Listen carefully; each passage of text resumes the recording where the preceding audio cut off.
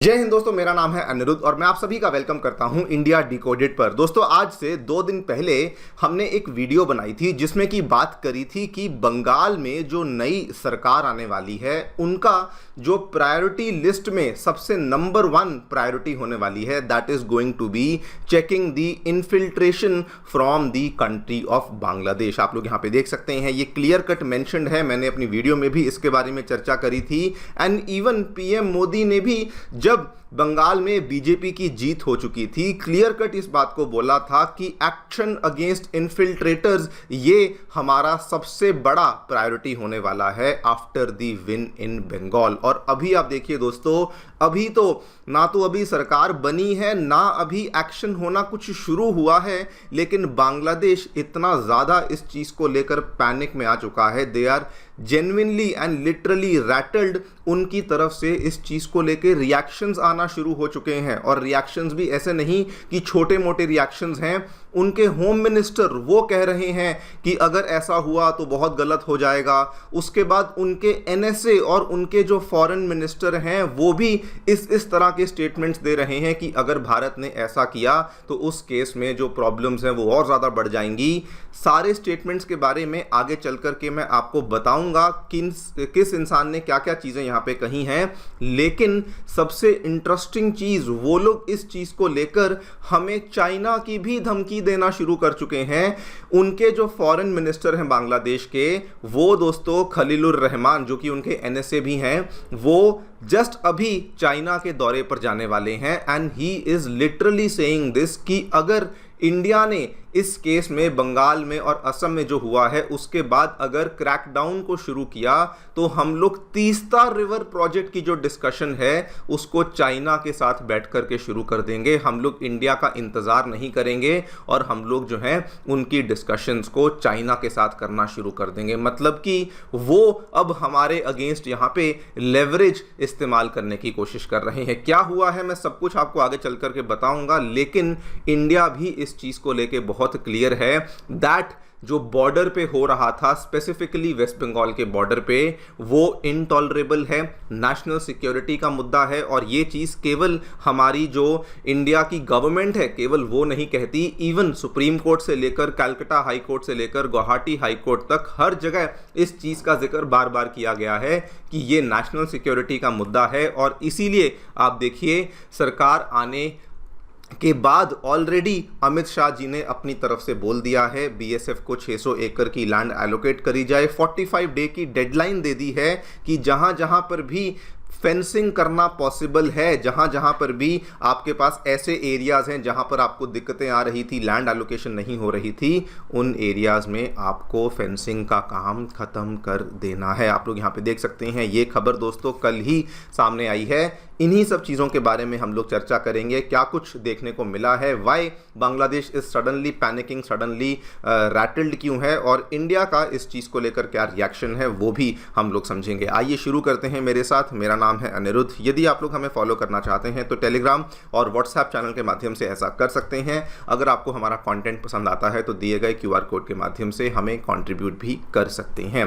All right, थोड़ा सा आपको बैकग्राउंड बता दूं वंस अगेन दोस्तों, जिस दिन ये रिजल्ट्स घोषित हुए थे, लिटरली अगले ही दिन, इनफैक्ट अगले ही दिन नहीं, उसी दिन शाम को ही जब ये रिजल्ट्स ऑलमोस्ट कंफर्म हो चुके थे, पीएम मोदी ने अपनी विक्ट्री स्पीच में, आप देखिए मंडे इवनिंग को ही बोल दिया था, 2 चीज़ें नंबर 1 प्रायोरिटी पे होने वाली हैं। सबसे पहली बात तो they are going to take steps to check the infiltration from Bangladesh and number 2 Ayushman Bharat scheme की जो इम्प्लीमेंटेशन है उसको यहाँ पे किया जाएगा। और मैं यहाँ पर एक और चीज़ बताना चाहता हूँ, बहुत सारे लोग ये सोचते थे कि इन्फिल्ट्रेशन को तो चेक कर लिया है तभी तो बीजेपी की यहाँ पे जीत हुई है।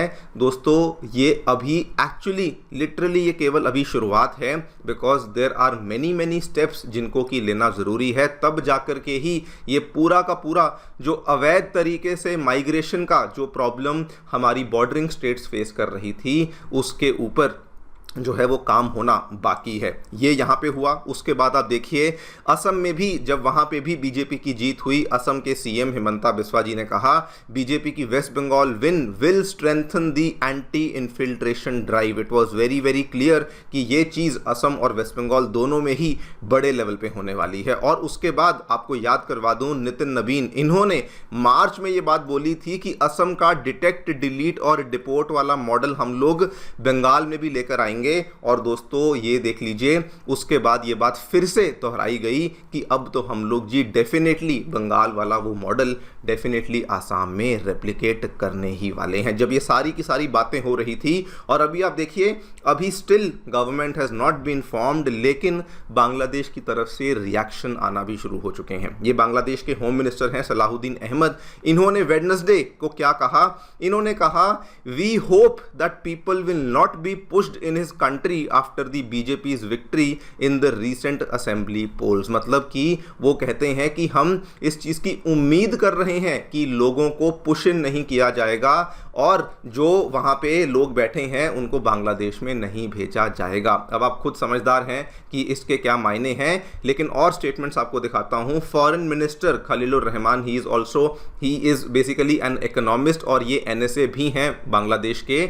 इन्होंने तो ये तक कहा कि Bangladesh will take action if push in incidents occur amid the change of power in the bordering state of West Bengal. मतलब कि अगर पुश-इन किया जाएगा कि लोगों को वापस भेजा जाएगा बांग्लादेश में, तो बांग्लादेश विल टेक एक्शन। आप मुझे खुद बताइए, अगर कोई इंसान बांग्लादेश से इंडिया की तरफ क्रॉस करने की कोशिश करेगा बिना सही डॉक्यूमेंट्स के और बिना किसी सही प्रूफ के, और अगर हमारी बीएसएफ उसे वापस पुश इन करती है, तो क्या बीएसएफ गलत है? Obviously we have to follow the law and we have to make sure कि इस तरीके से लोग भारत के अंदर एंट्री ना करें, लेकिन उसमें भी this person is saying Bangladesh will take action. और आप देखिए इन्होंने चाइना का भी हमें थ्रेट देना शुरू कर दिया। Dhaka may not wait for India even after Mamata rout. आप यहाँ पे दो स्टेटमेंट्स देखिए, लिटरली हैरान कर देंगे।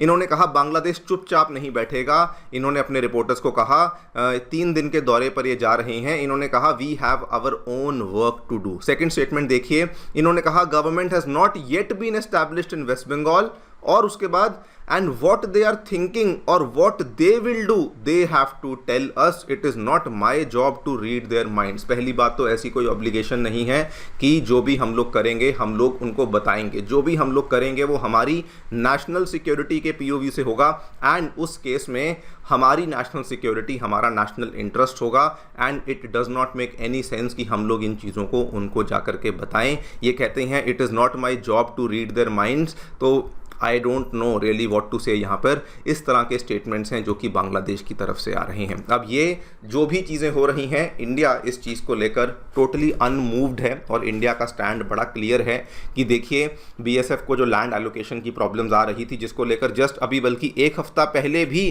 कलकत्ता हाईकोर्ट ने फटकार लगाई थी वेस्ट बंगाल की करंट गवर्नमेंट को कि आखिरकार आप चाहते क्या हैं, आप बीएसएफ को फेंसिंग के लिए जो लैंड एलोकेशन है वो कर क्यों नहीं रहे हैं। ठीक है, उसके पहले नवंबर में भी ये सेम प्रॉब्लम हुई थी, जनवरी में भी सेम प्रॉब्लम हुई थी। डेडलाइंस पे डेडलाइंस दी जा रही थी कलकत्ता हाईकोर्ट के द्वारा स्टेट गवर्नमेंट को, but they were deliberately not taking any action. और अभी आप देखिए the central government has given assurance कि अब जो 600 एकड़ की लैंड है वो बीएसएफ को दी जाएगी without fail and without any delay, and इसके माध्यम से जो फेंसिंग का काम है वो शुरू किया जाएगा। इसमें आपको बता दूं दोस्तों कि अप्रॉक्सीमेटली जो हमारा जितना भी टोटल बॉर्डर है जो कि बांग्लादेश के साथ लगता है, स्पेसिफिकली अगर मैं वेस्ट बंगाल की बात करूं, उसमें से 570 किलोमीटर्स के आसपास का बॉर्डर अनफेंस्ड है, और उसमें से भी 110 किलोमीटर के आसपास का ऐसा है जो कि फेंसिंग पॉसिबल ही नहीं है। लेकिन जो 570 में से 110 निकाल दीजिए, जो बचा हुआ 460 किलोमीटर का वो बॉर्डर ऐसा है जहां पे फेंसिंग पॉसिबल है, लेकिन पुरानी वाली गवर्नमेंट जानबूझ करके बीएसएफ को लैंड एलोकेशन नहीं कर रही थी, but now they have said कि हम लोग ऐसा करने वाले हैं। हालांकि इसमें ये थोड़ा सा पॉलिटिकल रेटोरिक भी आप इसको कह सकते हैं। बीएसएफ के पहले रह चुके हैं डीजी, उन्होंने इस बात को कहा कि देखिए बॉर्डर को सील करना नियरली इम्पॉसिबल है, येस उसे और ज़्यादा सिक्योर किया जा सकता है सो दैट उसमें हमें इस तरह के इंसिडेंट्स देखने को ना मिले। उन्होंने ये भी याद दिलवा दिया कि 110 किलोमीटर के आसपास का तो टोटली रिवराइन एरिया है जिसको सील करना नियरली मतलब नेचुरल बेसिस पर ही पॉसिबल नहीं है। एंड उन्होंने साथ में ये भी कहा कि 45 डेज़ की डेडलाइन तो आपने दे दी है, लेकिन ये अनरियलिस्टिक और एम्बिशियस है और ये इतनी जल्दी ये फेंसिंग का काम पूरा नहीं हो सकता। खैर वो ऑब्वियसली थोड़ा बहुत ये सब चलता रहता है, बट दोस्तों the intent is very very clear. हाँ, कुछ ना कुछ टेक्नोलॉजिकल चैलेंजेस आएंगे, लेकिन इंटेंट और इम्प्लीमेंटेशन को लेकर अब हमें वो वाले चैलेंजेस यहाँ पर विटनेस नहीं करने पड़ेंगे, thanks all to the recent win जो कि अब हमें वेस्ट बंगाल में देखने को मिली है। देखते हैं क्या होता है। आपकी जो राय है बताएं कमेंट सेक्शन में। मेरी तरफ से इतना ही। Stay tuned and stay safe.